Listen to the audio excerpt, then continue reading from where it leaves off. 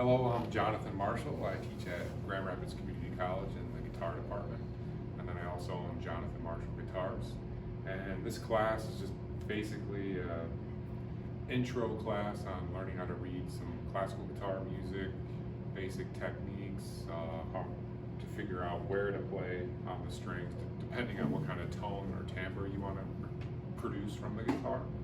We'll also talk about free stroke, rest stroke, and planting and basic arpeggios.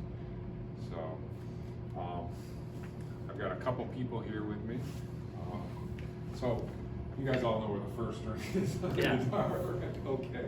Well, there's some debate about if this is the first or that's Right, the first. yeah. So the first string is obviously the one furthest away from you and the highest string. Okay, so real quick, just wanted to talk about the guitar and its timbre.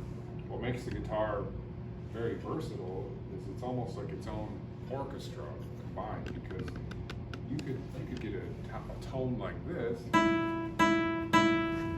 or you could get a regular mezzo forte tone, or you get this tone. So the tone that's near the bridge is called ponticello. That's more of like a twangy sound. And then when you're playing, you probably want your default to be somewhere in this area.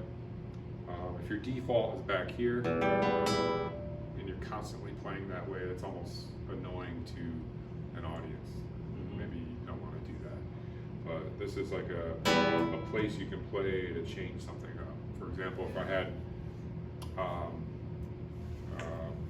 part of music that was, so if I had the phrase that went like that, and say that phrase happened again, I could go like an echo. That's like something you could do, but it wouldn't be something that you would just constantly do right here. Yeah. And then you also have dulce, so you can kind of do the same thing. So if I played my default, and dulce is that like really sweet sound, right?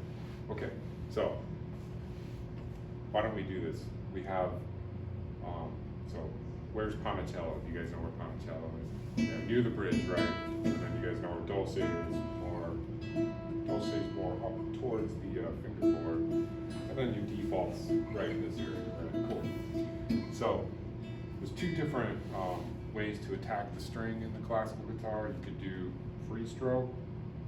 And what free stroke is you're playing the string and your finger is moving freely across the string. Rest stroke is almost a different hand position, and you play the string and your finger rests on the adjacent string. Right?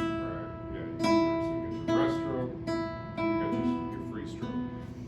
All right, so can we do exercise 1 and just rest stroke first? I'm sorry, let's do that in free stroke, and then what I like to do is just rest my thumb on the 6th string. So let's do that in rest stroke. It's just quarter notes and half notes. So 1, 2, 3, 4, 2, 4, 2, 3, 4, 1, 2, 3. Good. And then maybe you guys noticed I was just rotating the whole time, right? Yeah, if you're repeating fingers will not help you in the long run with more complex pieces. Same with a pick. When you're using a pick, you're not. Maybe I'll be wrong in saying this because I don't use a pick too much, but I can't imagine you can constantly just do a downstroke. It seems like you would be rotating the pick. Same with the fingers. So great, that sounds good. So let's do exercise 2. It's very similar, and it's on the 2nd string. But let's do that ponticello, maybe rest stroke. So we'll play that ponticello and do that rest stroke. So 1, 2, 3, 4. 2, 3, 4. 1, 2, 3, 4. Good. Great. So once again, that was rest stroke, where when we strike the string, we play on the adjacent string. The other thing that's very important is when you're playing you don't want to get under the string and pull up. That's Like gonna a give, harpsichord. yeah, it's gonna give you more of a twangy sound. The idea with your rest stroke and free stroke is it's almost like pushing in. The string goes down towards the guitar, and after you make that release, it kind of pops out and gives you a really nice tone. Yeah. So let's do exercise 3, and it's just the open G string, and let's do that free stroke dulce. So I'm doing the bridge. So 1, 2, ready, go. 2,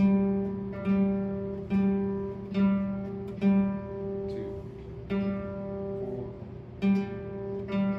3, 4, 1, 2, 3, 4. Good. You guys ready for the open note wonder? Alright. You can do this in anything you want, free stroke, rest stroke. So it's just those 3 open notes. Let's give it a shot. So 1, 2, ready, go. 2.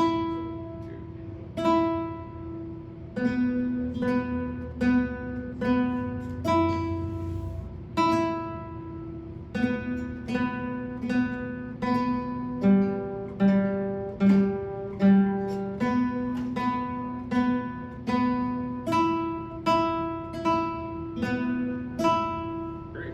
Let's do it again, and we'll just do it with some accompaniment. So 1, 2, ready, go.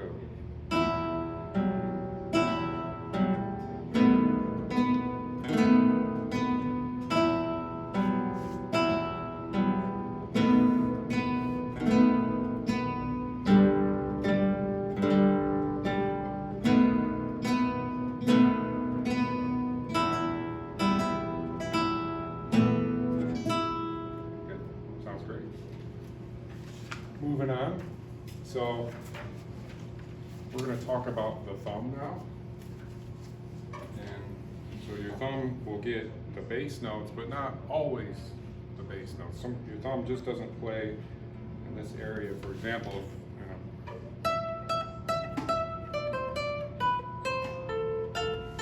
you can see how my thumb came in and started playing alternate melodies. So we'll kind of just play that again.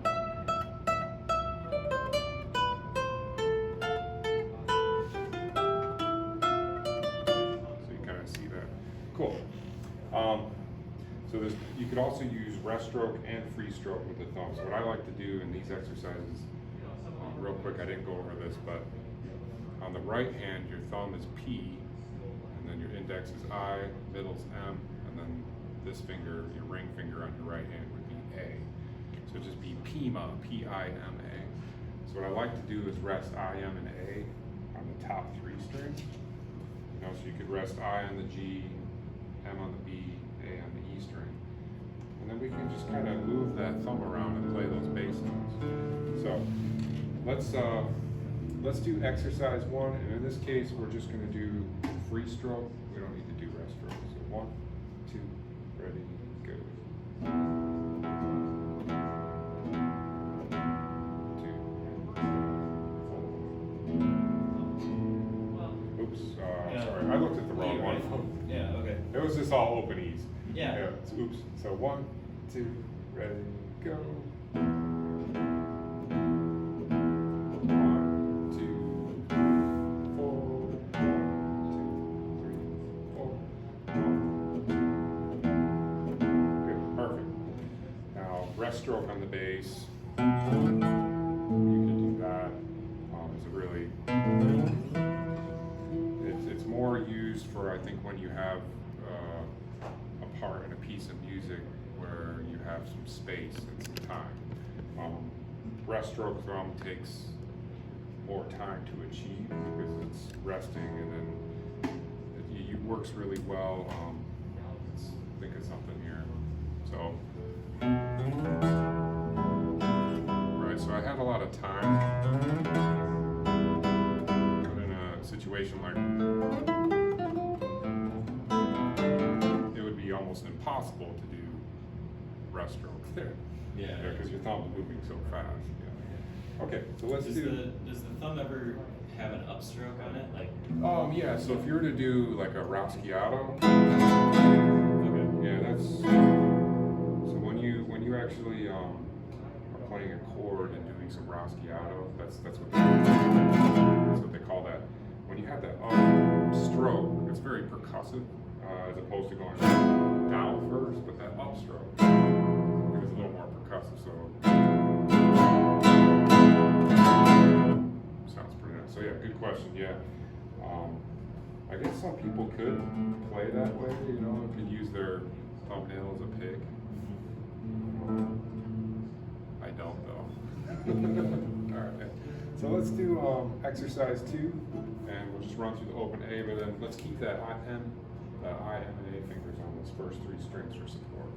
Now, you don't want your thumb to go back like this and play that way. You want your thumb to be more outward. Because if you're this way, it's not going to be real efficient. I have a question. Did you want to see how it's bent? Yeah. You want it more like this? Well, let me just say this. Everybody's hand is completely different. Okay. But what I will say is you want that motion to be as comfortable and free as possible. Yeah. Okay. So if you just hold your hand like this, Like you're holding something? yeah, like a tennis ball or something, but if you just relax your fingers, the idea is just to move your fingers from that natural hand position. Any extra tension that's created, like any tension that's created in the right hand is not going to work to your benefit. All right, so it's just your natural hand position. It's almost like the top part of my arm kind of popped out a little bit. You could almost fit a tennis ball into my hand right here. Yeah. There you go. Okay, so let's do exercise 2. 1, 2, 3, 4. 2,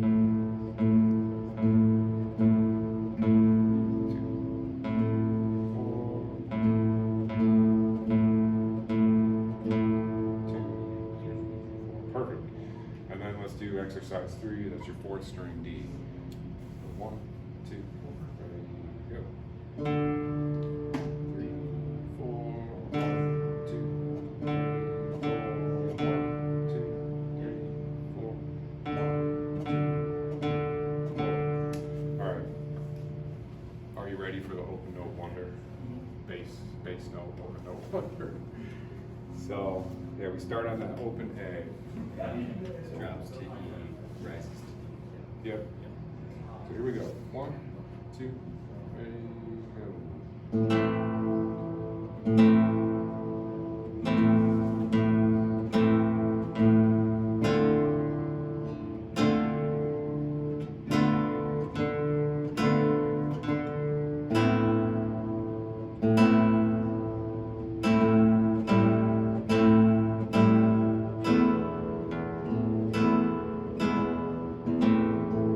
Good.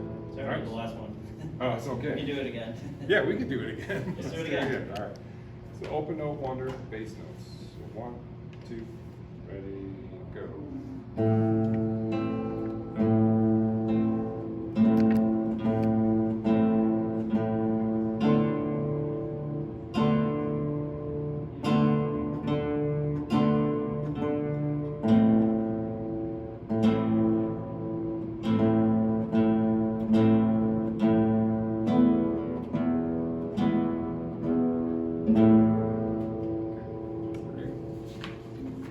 Now we can just kind of, let's talk about left hand position and how you're going to use your left hand on the guitar. So, especially with classical guitar. I know with jazz it's a little different because your thumb's coming up, you're doing all kinds of things and playing chords like this or like this. It's just a totally different style from classical. So, let's just look at the first 3 notes on the first string. So we know open E, so let's everybody play open E. And then you're gonna play F on the first fret, first string. And then G with the 3rd finger, 3rd fret. Good. So the idea is you wanna be as close to the fret as you can be, right? And then also, and this type of guitar and the classical guitar, you kind of want your thumb here, and then you don't want to play flat fingers. And also you kind of want to be on the tips of your fingers. If you start doing things like this where you're cupping the guitar, that just totally hinders your mobility. So if you want mobility and to be able to play with a little more ease, you need to be able to pivot from your elbow here to do all kinds of things. Now if you're like this, you can't even reach certain notes, right? So let's just play exercise 1. It's just open E, F, G, and E. And let's do that rest stroke and then rotate I and M. So 1, 2, ready, go.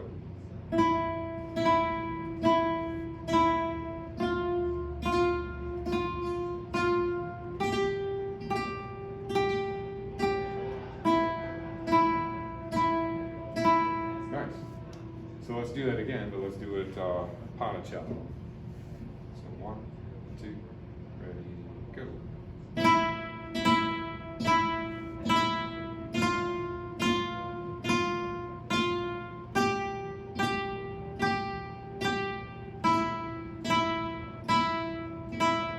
Nice, good.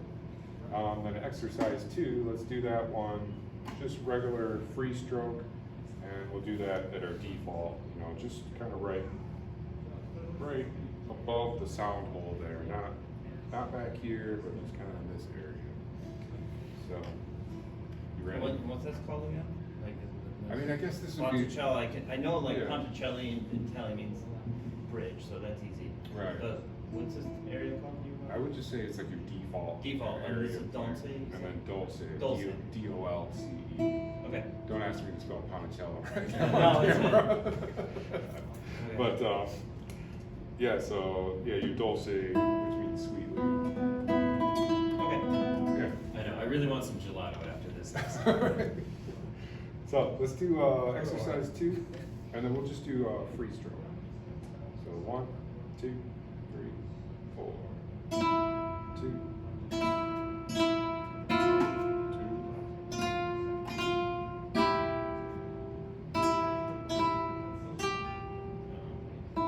Good. Let's do that one more time. So 1, 2, 3, 4.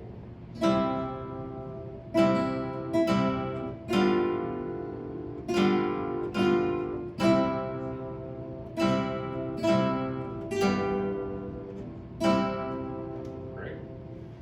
And then we have the open second string. We have C at the first fret of the second string, and then we have D third fret second string. So it's basically the same thing. Yeah. The thing I wanted to keep in mind here was playing on the tips of your finger, playing close to the fret, and also not doing this so you lose a lot of mobility there. The idea was to have your thumb back here so you can pivot for support. So let's do the second string. So everybody play an open B, and then play C, and then play D. Nice. Okay, exercise 1. Let's just do that free stroke, and then play in your default area. So 1, 2, ready, go.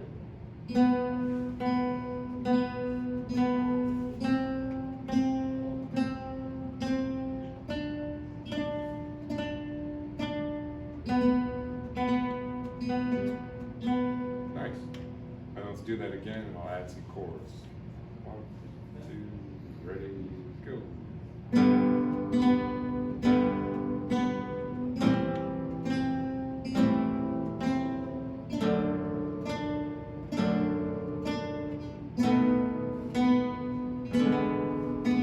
Good. And then exercise 2. Pretty much the same thing, right? Just not all quarter notes. Yeah. Okay. So exercise 2. 1, 2, ready, go.